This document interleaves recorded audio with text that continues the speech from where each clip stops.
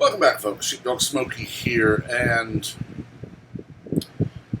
as we all are still, we're pretty much stuck living the day on repeat. I am working from home still. Many people are, and we're blessed to be able to work from home. But when you work from home, there's very little you have to do other than just your work. So I have been reading a lot. I've reread 1984 already in the last couple of weeks. But then also I was scrolling through watching movies and found V For Vendetta. So I'm like, okay, I'll let that play. It's background noise. I've seen it enough that if I can hear it, I know what's going on. It's the same with a lot of kids' movies with regards to those, as my nephews and niece would love a movie so much they'd watch it on repeat. And they would be happy as a clam watching it 100 times. I can remember when I was a child and I didn't understand why all of a sudden the movie I wanted wasn't at the local video rental store. I was in a small town, we didn't have Blockbuster at the time. But, I mean, when I worked for Blockbuster in the late 90s, we were still on VHS for a time. And VHS tapes are, I will tell you, extremely fragile. They're going to wear out probably in a year. I mean, we ordered, when Titanic was released, we got it on VHS, showing my age. But when we ordered it, I think we ordered something like 300 copies. And by the time we removed it from the new release wall down to the floor, we were only able to actually sell, I think, 100, because it was such a popular movie, it wore out. My nephew famously actually wore out a DVD of Polar Express when he was a child. He won't be happy that I told you that. But it happens, and that's why I let these movies play. I've seen them enough. I can actually see the movie in my mind while I'm listening to it. So I'm letting V For Vendetta play earlier today while I was eating lunch and while working. And something kind of stuck out to me. V For Vendetta is very much a modern version of 1984. You see, in V For Vendetta, you have an Orwellian tyrant in power in the High Chancellor. Ironic, in my mind, that John Hurt played in 1984 the man who was ultimately brainwashed by Big Brother, and in V For Vendetta, he's playing Big Brother. And you have the Guy Fawkes character in V, played amazingly by Hugo Weaving. If you haven't seen it recently, at least look up the V For Vendetta alliteration speech on YouTube. Literally, I think 95% of the words start with V, and he did that in one take. I know it's very similar to the naming all the countries on the planet, and the guy who voiced Yakko Warner did that in one take. But, I digress. V For Vendetta is that Orwellian society. When he played the 1812 Overture in the beginning, when he basically announced his plan to complete Guy Fawkes' work and blow up Parliament, instantly, the 1812 Overture is banned. Books are banned. Art is banned. All media run by the state. Everything in total control. Granted, it's not as dystopian a society as we saw in 1984, if you've seen the movie, or you see in the book, where basically everyone but those in power live in block housing, you can't get razor blades, all that. Here, it's portrayed more along the lines of what the early days of a tyrant society would be, where people are still in their apartments and homes. You still have television, still have radio, still have your cars and your bikes, you still have restaurants and bars to go to and all this other stuff. So life is not to the 1984 level of subjugation yet. But this character, V, falls onto information about a plot. And it's very interesting that in both cases, the people who ultimately become the socialist tyrants often are described in the beginning of their rise to power as ultra-conservative, ultra-religious. I can tell you, anyone who was a man of faith would not become a tyrant. Just not going to happen. But he falls onto the plot whereby a pandemic is engineered. Only after this person who engineered it is elected to power does the cure get released. Someone is then miraculously found who was the one that released the pandemic. They're tried, convicted, and put to death fast. Anyone standing up to the regime vanishes. They become test subjects, or they just get killed. People are just gone in the middle of the night. Think about Roger Stone, septuagenarian, pre-dawn raid. Unnecessary. So, I find it very interesting that we had 1984, written in 1948, but the movie released in 1984. Granted, at that time, the governments of Britain and the U.S. were run primarily by conservatives. V For Vendetta released in 2005. George W. Bush had just been reelected. This is a warning, honestly. The people putting these movies out know that when you see the ultimate end of this story, this is not a society that you're going to want to live in. At first, socialism always looks wonderful because the mantra of everyone works according to their ability and everyone is paid according to their need, from each according to their ability to each according to their need. That is always the beginning.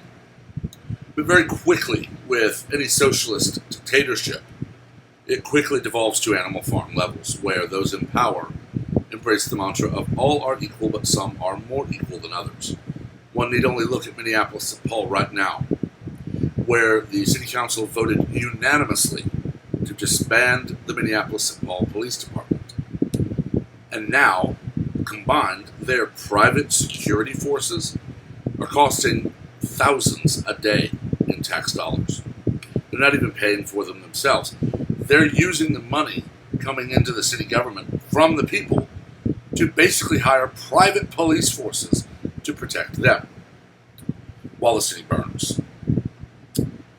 The very people who are championing the violent riots are the very people who want all police disbanded, while they will be safe behind their private security, so that they can then rise to the power somehow, stealing elections, and give a speech like Herc did in V For Vendetta, where we need to remind them that they need us. It's always the mindset of a tyrant. The people need me. No one else can do this job. That's why I receive more than other people, because I'm so valuable.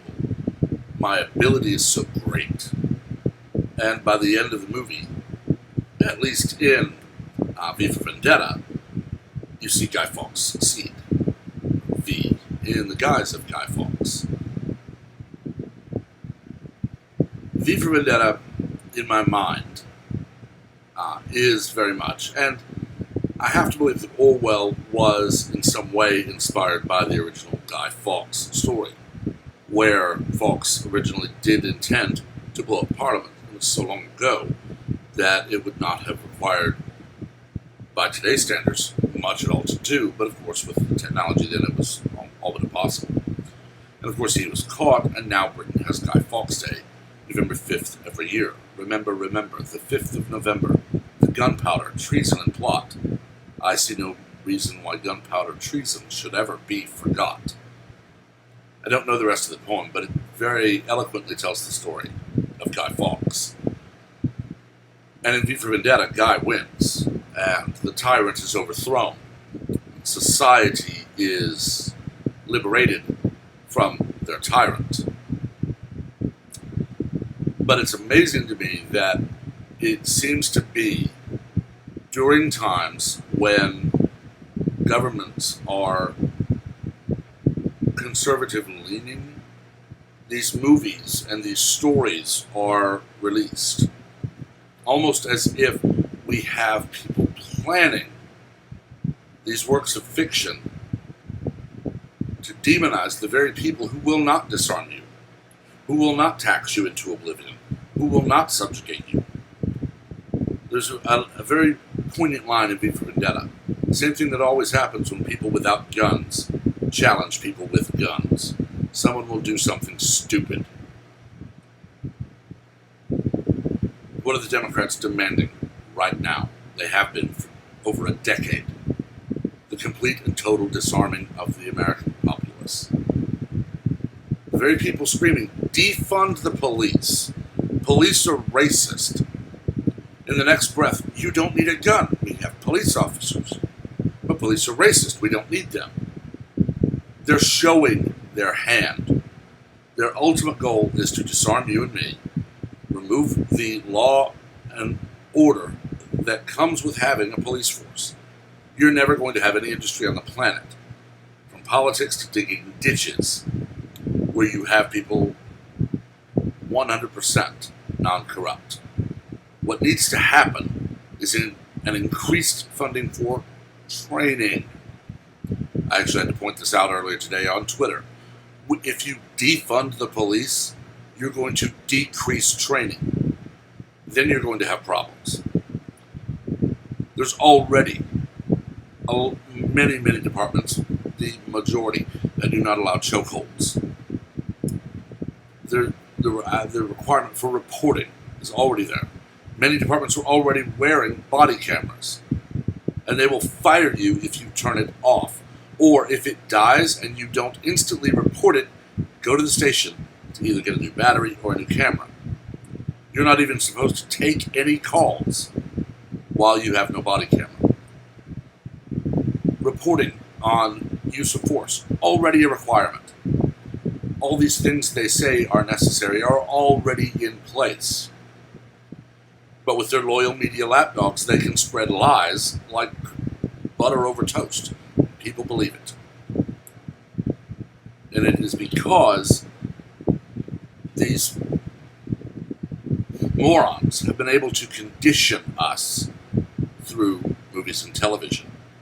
They condition us by saying that Big Brother is conservative. He is a right-wing politician in 1984.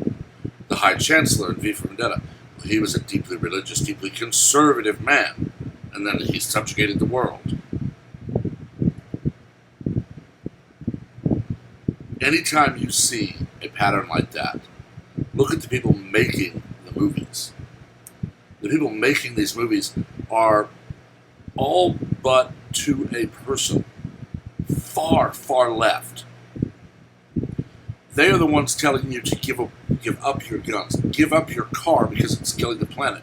Don't eat meat because cow farts are causing global warming, while they drive their SUV to their private yacht to have steak and lobster, and then drive it back to their mansion while they tell you to reduce your footprint. All the while surrounded by heavily armed security, while telling you that guns are so evil you shouldn't even consider owning them. It is very much a battle for the heart and soul of America. And sadly, we have a people so conditioned to the lies that the battle is not going well. So in the words of Morpheus from The Matrix, will you take the red pill and wake up and realize that career politicians, regardless of party, are not a good thing. There are some that last longer before they begin to let the corruption in, but they should all be out of office within 2 to 3 terms so that they do not become corrupt. That was the ultimate goal with the creation of our bicameral system, where someone would go to Congress and serve a term or 2 and come home and return to their home. But as the years go by, people realize that because of their name, they command a massive soapbox. They can get into Congress and make millions while doing absolutely nothing. So, will you take the red pill and wake up? Or will you take the blue pill and continue handing your rights over, one by one, until every single right that you have, every single right listed in this document is gone? And you're living by the grace of a tyrant who tells you to keep working, keep producing, or you won't eat. Or maybe you won't even get to go home. That is the question that every person has to ask themselves today. Can you see the pattern where liberals in the movie and television industry demonize, vilify, and spread lies about every conservative they can in a bid to seize power, bring 1984 or V For Vendetta to life? Let me know what you think in the comments. As always, be civil. We're not here to scream and yell like toddlers. We are here to discuss, dissent, and debate. We can do that civilly as adults. Please do so. As always, please remember to like and share the video to influence the algorithm and to bring others into the conversation. As well, please remember to subscribe and turn on notifications so that videos like this, which are off of my current schedule of a video every Wednesday at 10 a.m., these will post probably as I record them or as I get them put together. So you'll want to be able to be notified. Until next time, everyone have a wonderful day.